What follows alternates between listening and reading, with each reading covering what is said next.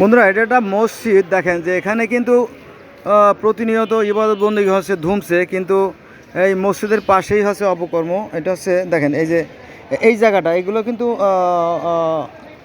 জনগণের চলার জায়গা। জনগণের জায়গাগুলো এটা এভাবে বাঁশ দিয়ে আটকে ভাড়া দেওয়া হয়েছে। এই গাড়িগুলো, এগুলো সব অবৈধভাবে রাখা হয়েছে।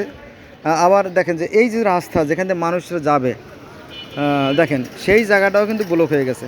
আমার সাথে থাকেন, 1 মিনিট থাকেন, দেখেন কি অবস্থা। এই দেখেন, হ্যাঁ, তাহলে এই ইবাদতের মানে কি আমি তো বুঝলাম না।